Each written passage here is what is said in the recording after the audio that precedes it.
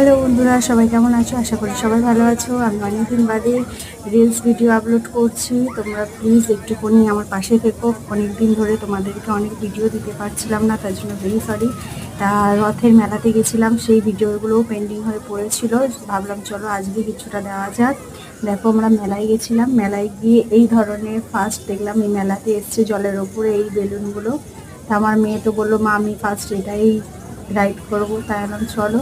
আর মেলায় তো জানো প্রচুর দাম, মেলায় যা কিছু চড়বে এখন সব কিছু 60 টাকার ওপরে। তা চলো, বেশি না, এখানে 5 থেকে 7 মিনিট চড়িয়েছিল।